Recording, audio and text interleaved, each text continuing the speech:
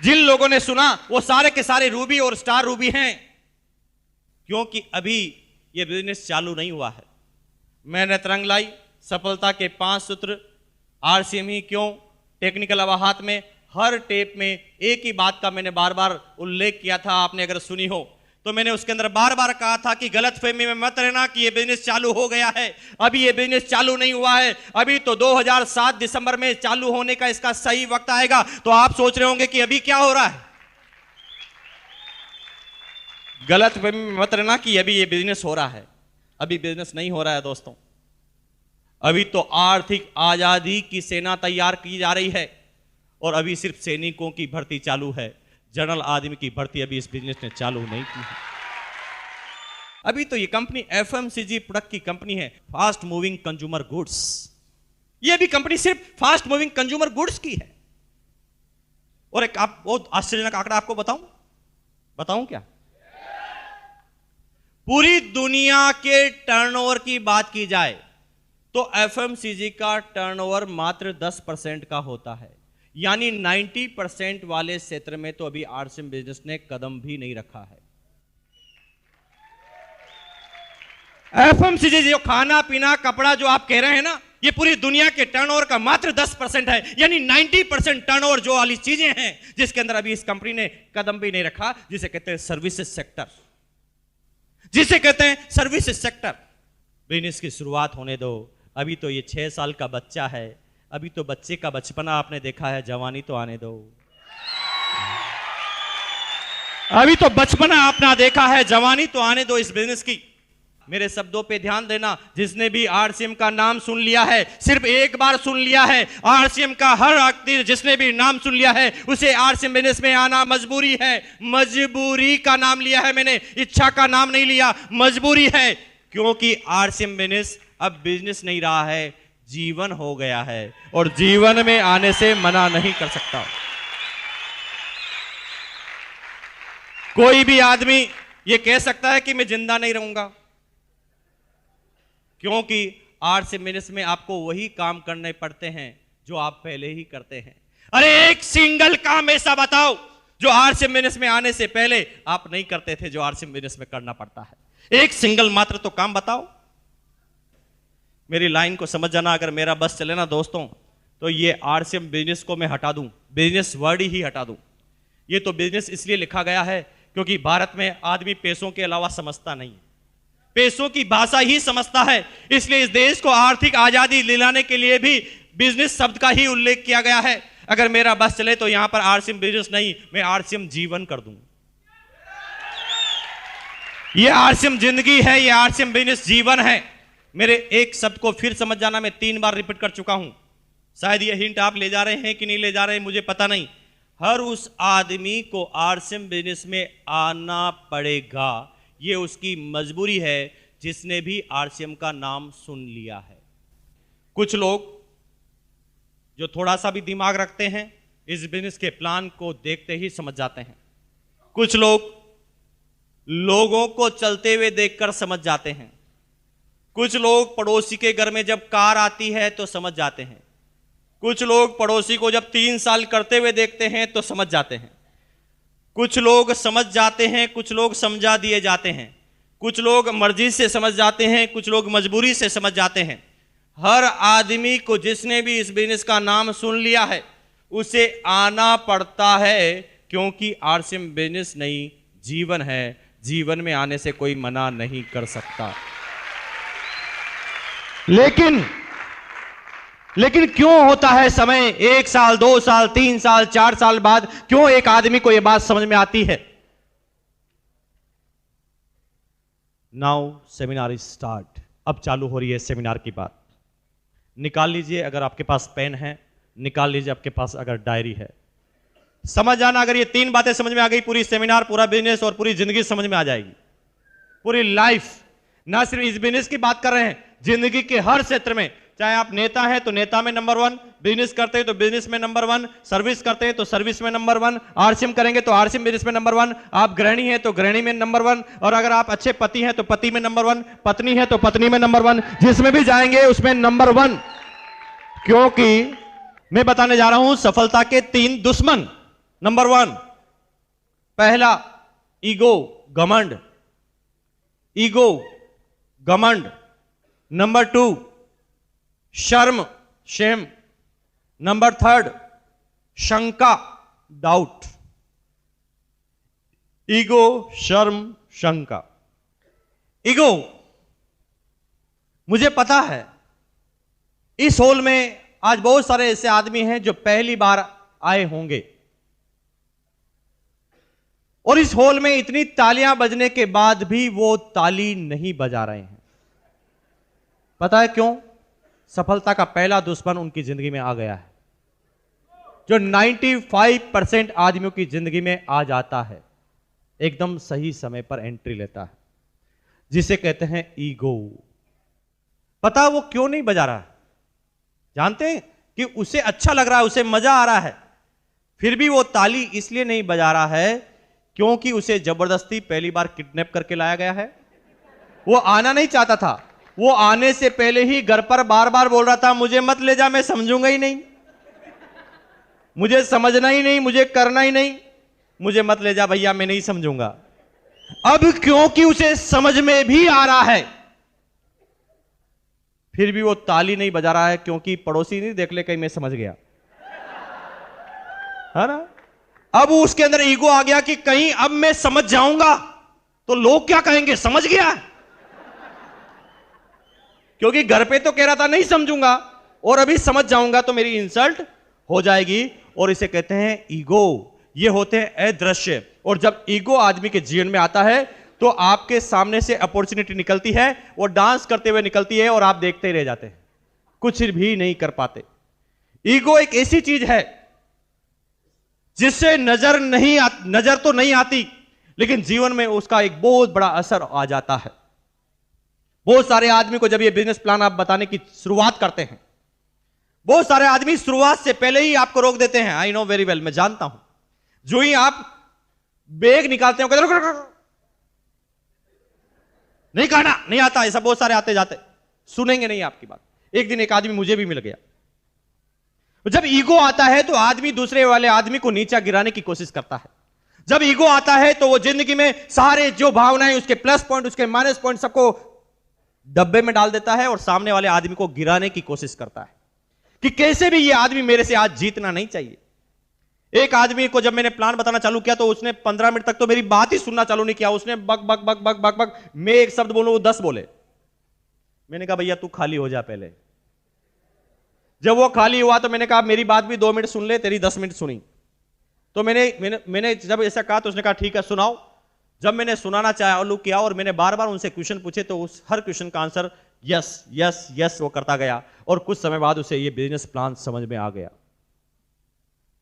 मैं जानता हूं कि उसे ये बिजनेस प्लान समझ में आ गया, लेकिन आ गया ईगो, क्योंकि पहले उसने मना कर दिया। अब क्योंकि पहले उसने मना कर दिया तो अब उसके समझना ईगो सामने आया। अब वो मुझे गिराने के लिए, अब मुझे वो नीचा दिखाने के लिए कुछ भी करने के लिए तैयार था। उसने कहा भैया ठीक है, मान लिया कि आपकी कंपनी अच्छी है, बढ़िया है, इनकम आती है, सब कुछ अच्छा है, लेकिन आपके साबुन पर ISI मार्क क्यों नहीं है? मैंने कहा भैया माफी दे दो, गलती हो गई, लगवा देंगे। और क्या बोलता मैंने कहा भैया माफी दे दो, गलती हो गई, लगवा देंगे, कल कंपनी से बोल देंगे, कल छाप लगा देगी। लेकिन आप मुझे बताओ ना कि आप कौन से ISI मार्क के साबुन से नहाते हो? वो कहता लक्स। मैंने कहा लक्स पे तो नहीं आता। वो कहता हमाम। मैंने कहा हमाम पे भी नहीं आता। वो कहता किसी पे तो आता होगा। मैंने कहा चुप, जब तू नहाता नहीं है तो तुझे क्या फर्क पड़ता है?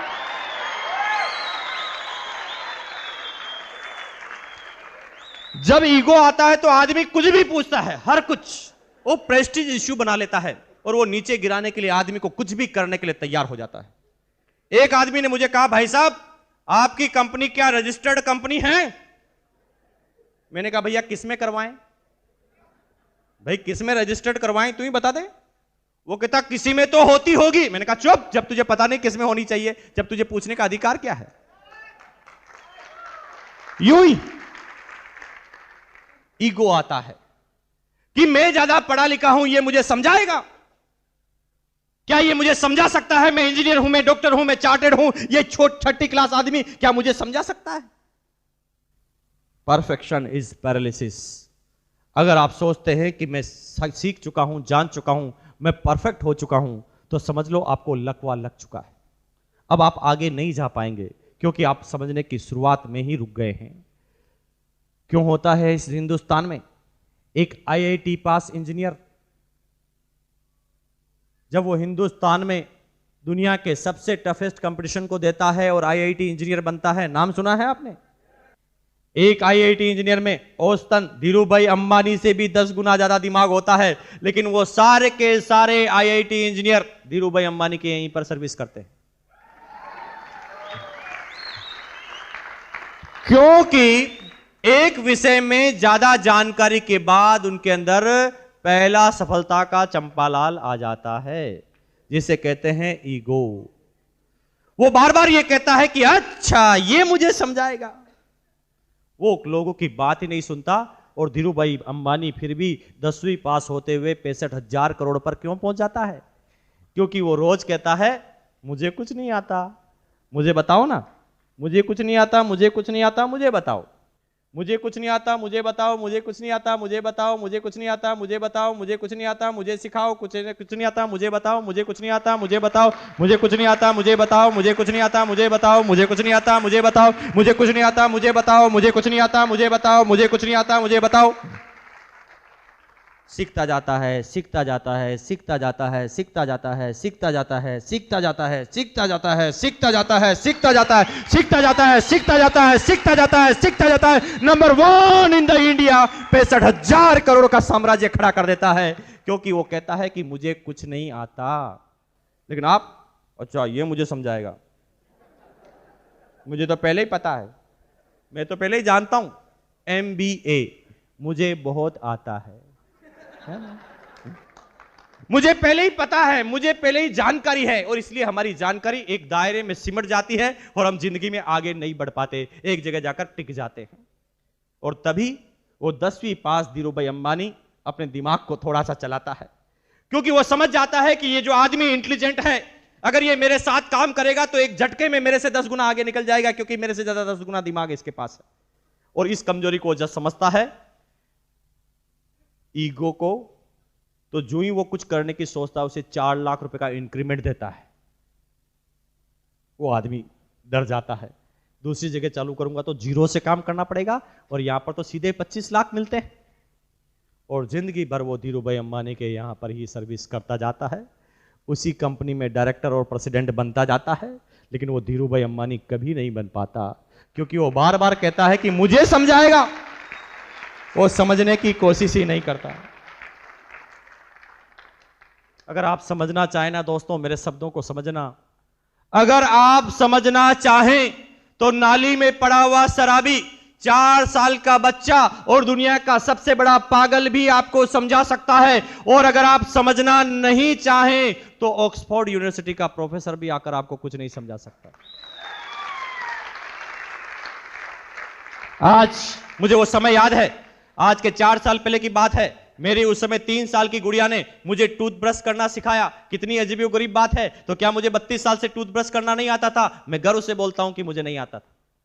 एक दिन संडे की बात थी, महीने का अंतिम संडे, मेरी कोई सेमिनार नहीं थी, मैं घर के बाहर निकलकर गार्डन में ब्रश कर रहा था और मेरी गुड़िया पूंछ की तरह मेरे पीछे पीछे पकड़कर घूम रही थी, मुझे पता भी नहीं।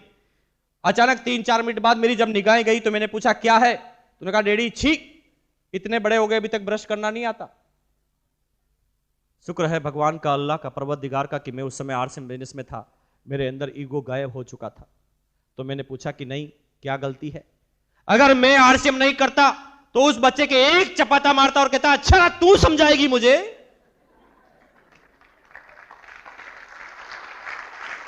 मैंने उससे कहा क्या गलती है? तो उन्होंने कहा डैडी इतने बड़े हो गए अभी तक समझ में नहीं आती। हमारी मैम ने बताया है कि आपके दांतों की, आपकी टीथ की जो लाइन है वो तो स्ट्रेट है और आप ब्रश को यूं घुमा रहे हैं। हमारी मैम ने बताया कि ऐसे बोलो zigzag zigzag zigzag zigzag zigzag. Mukesh Kothari ने एक ही चाटा अपनी गर्दन पर लगाया कि बेवकूफ हो गया, 32 साल से ब्रश करना नहीं आता, 4 साल के बच्चे ने तुझे सिखा दिया। गलत फहमी में मत रहना दोस्तों। सीखना चाहें तो 2 साल का बच्चा, 4 साल का बच्चा नाली में पड़ा हुआ शराबी और दुनिया का सबसे बड़ा पागल भी समझा सकता है।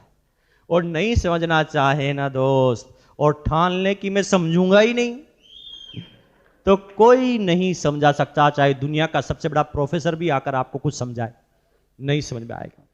ईगो, अगर जिंदगी में कामयाब होना चाहते हैं तो आज ईगो को यहां पर रख के जाना। मैं ये नहीं कहता कि आरसीएम बिजनेस करना, मैं ये नहीं कहता कि इस बिजनेस का काम करना।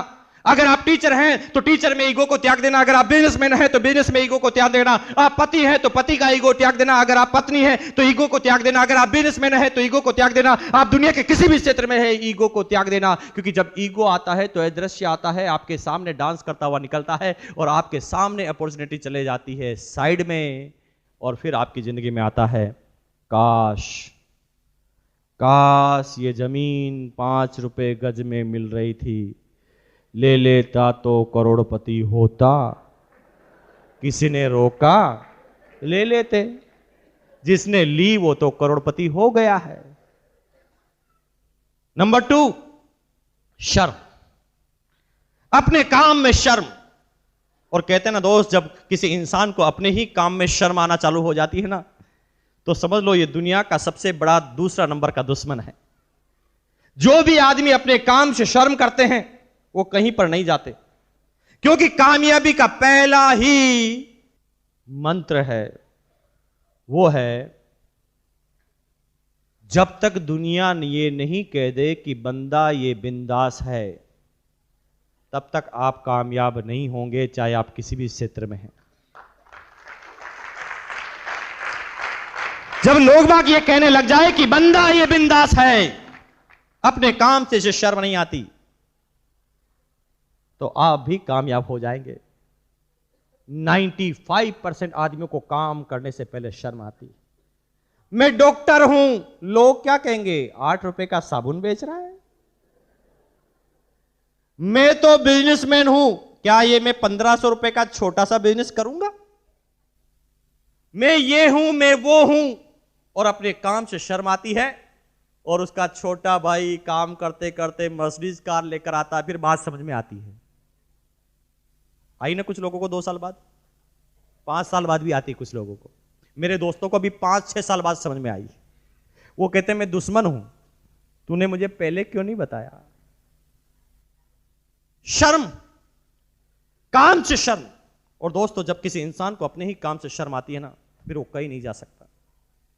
कहते हैं, किसी विद्वान ने भी कहा है, अगर आप चाहते हैं 5 मिनट की खुशी प्राप्त करना तो एक झपकी ले लो।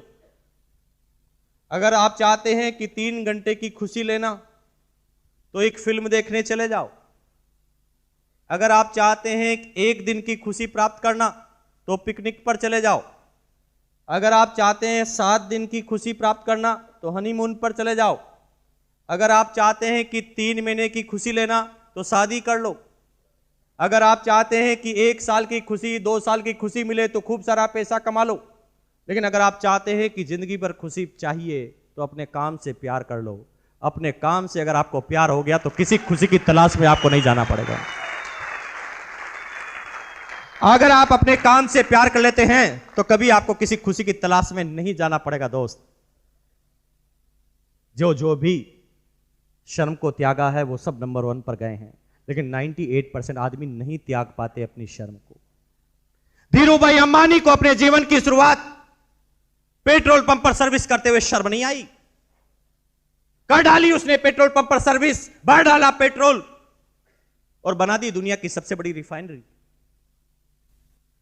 अमिताभ बच्चन को लावारिस फिल्म की शूटिंग में अचानक डायरेक्टर ने बोला कि भैया लड़की के कपड़े पहन के डांस करना पड़ेगा इस डांस में। बंदा वो बिंदास था, फटाफट लड़की के कपड़े पहने और गा दिया मेरे अंगने में, सुपर डुपर हिट। वो अपने काम से प्यार करता था। अपने काम से प्यार करने की वजह से वो क्षेत्र में वो नंबर 1 पर गया। तभी राव साहब बार बार बोलते हैं, अरे दोस्त, इस देश में कामयाब व्यक्ति टाटा आज भी नमक का व्यापार करते हुए शर्म नहीं करता। बाटा आज भी जूतों का व्यापार करते हुए शर्म नहीं करता। अंबानी अभी आम और सब्जियों का व्यापार करते हुए भी शर्म नहीं कर रहा है, तो आप किस खेत की मूली हैं दोस्त, जो आपको शर्म आ रही है?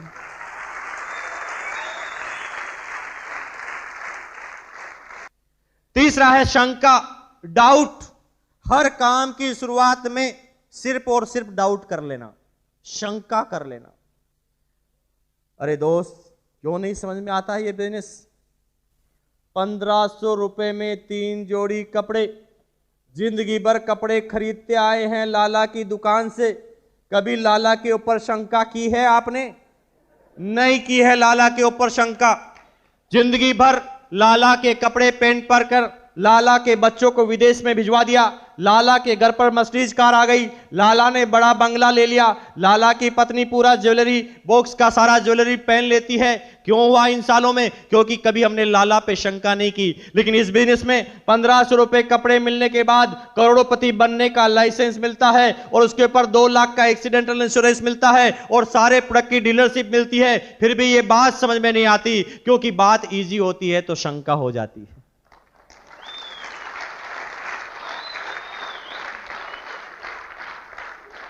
एक बहुत बड़ी बात बता रहा हूं दोस्तों, मैं यहां पर राजस्थान का राजस्थानी बनकर बात नहीं कर रहा हूं, मैं हिंदुस्तान का हिंदुस्तानी बनकर बात नहीं कर रहा हूं, मैं किसी जाति धर्म का बात नहीं कर रहा हूं, मैं आरसीएम की वजह से यहां पर बात नहीं कर रहा हूं। मैं जो बात कर रहा हूं एक सच्चा आदमी बनकर बात कर रहा हूं, मेरी बात को समझना।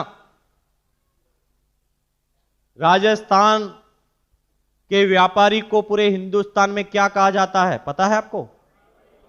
मारवाड़ी। और मारवाड़ी का ब्रांड इमेज बताऊं मैं आपको? कंजूस मक्की चूस। आज भी हर फिल्म में उसी मारवाड़ी को बताया जाता है जिसने टोपी पहनी है, वो राजस्थानी भाषा में बात करता है, उसके रोल को केस में बताया जाता है कंजूस मक्की चूस। अभी तो आप हंस लिए, आगे सुनो। उसे कहा जाता है कंजूस मक्की चूस। जिस आदमी को कहा जाता है कंजूस मक्की चूस, आज पूरे हिंदुस्तान की अर्थव्यवस्था की बात करें ना, तो 50% से ज्यादा अर्थव्यवस्था सिर्फ मारवाड़ियों के हाथ में है। बिरला, बांगड़, बजाज, जेके, सिंगानिया, मित्तल, जिस भी ग्रुप का नाम आप ले लेंगे वो राजस्थानी होगा। क्यों?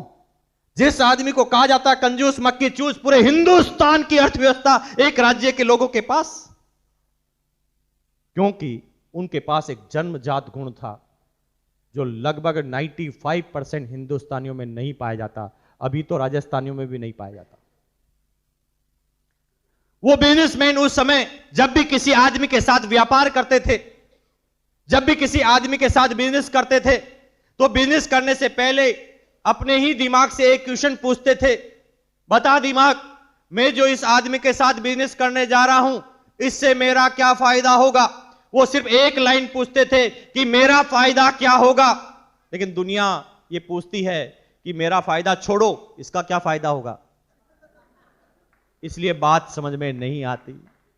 1500 रुपए में 3 जोड़ी कपड़े, 300 प्रोडक्ट की डीलरशिप, LIC, आप इंश्योरेंस, सारी चीजें मिलने के बाद, 7 रुपए किलो का नमक मिलने के बाद, 8 रुपए का साबुन मिलने के बाद भी लोग इसे क्यों नहीं समझ पाते?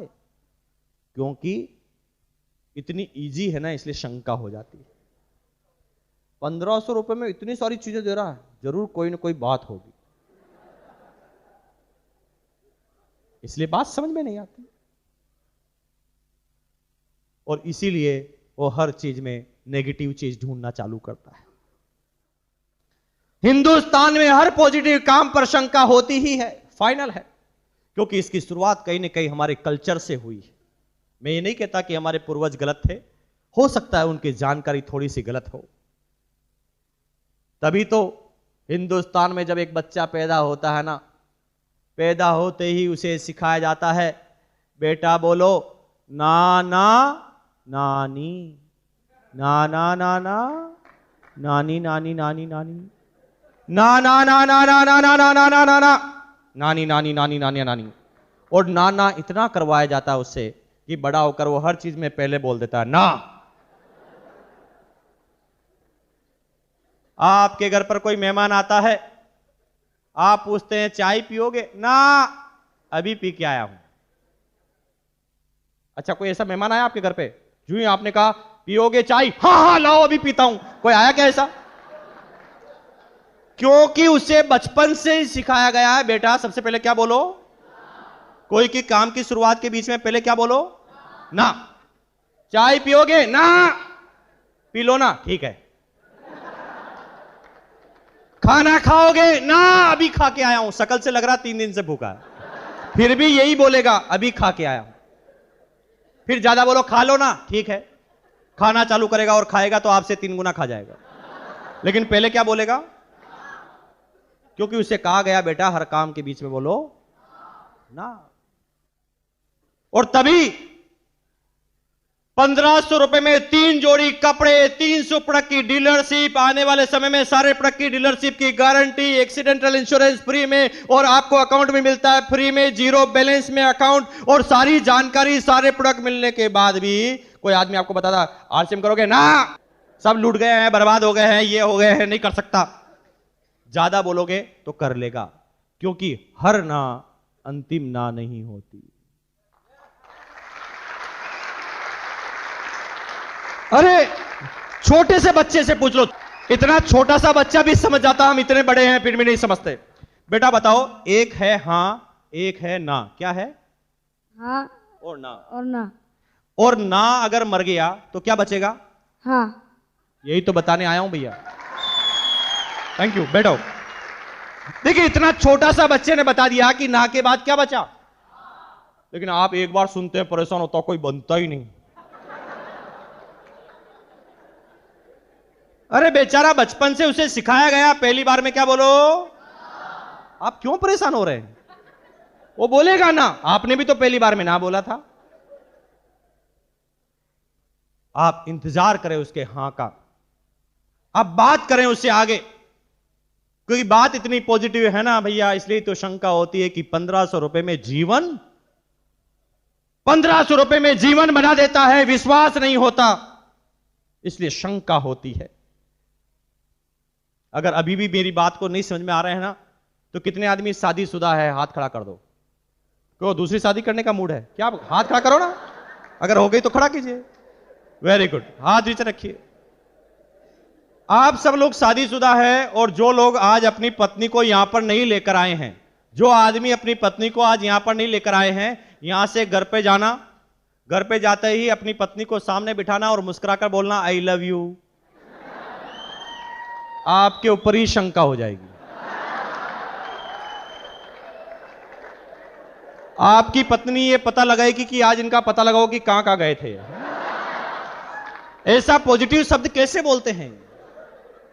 क्योंकि शब्द पॉजिटिव है, इसलिए शंका जायज है। समझ रहे मेरी बात को? क्योंकि आदमी को शंका तब होती है जब उसे ज्यादा मिलता है। मुझे पता है, आज के 3 साल पहले मैं स्लीपर क्लास में सफर करता था, और मैं स्लीपर क्लास में सफर इसलिए करता था क्योंकि मेरी और ग्रोइंग स्टेज थी, और मुझे पता था कि मेरे जैसे आदमी स्लीपर क्लास में ही मिल सकते हैं ट्रेन के अंदर। तो मैं 3 साल पहले की बात है, स्लीपर क्लास में विंडो के नजदीक बैठा हुआ था, एक भिखारी किसी स्टेशन पर आया। देखिए हिंदुस्तान का भिखारी ऊपर नहीं चढ़ता, नीचे की तरफ गिरता जाता है। मुझे क्या बोलता है पता है? आते ही, सर प्लीज, सर प्लीज 1 रुपया देंगे। मैं उसकी तरफ देख के मुस्कुराया। उसने कहा 8 आने तो दे दे। अब वो औकात में भी गिरता जा रहा है, पैसे में भी गिरता जा रहा है। जब मैं उसकी तरफ देख के और मुस्कुराया तो उसने कहा 54 की भी औकात नहीं क्या तेरी?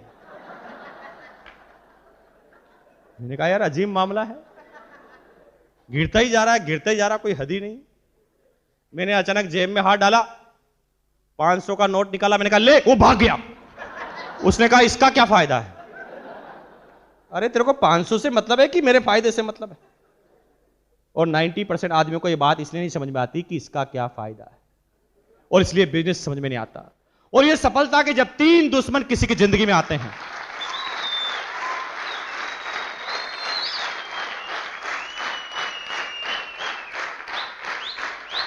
और सफलता के 3 दुश्मन जब किसी की जिंदगी में आते हैं, जो होता है ईगो, शर्म और शंका, तो एक अच्छी खासी जिंदगी भगवान से दी हुई 84 लाख योनियों के बाद छटनी होकर जब आपको मानव जीवन मिला, उसके बाद भी एक इंसान कहता है कि मैं संतुष्ट नहीं हूं, मैं दुखी हूं, मैं परेशान हूं। अरे मानव जीवन मिलने के बाद भी कोई आदमी कहता है दुखी हूं, तो भैया क्या होता जब आपको भगवान 84 लाख योनियों के बाद आपको इंसान नहीं बनाता, मच्छर बना देता, आप क्या कर लेते? आपके हाथ में क्या था? कोई भी आदमी पकड़कर मसल कर फेंक सकता था। उसने इंसान के रूप में आपको पैदा किया।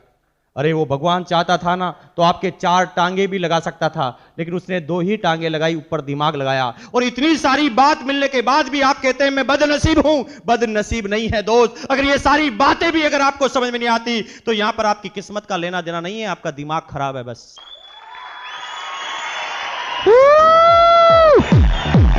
हेलो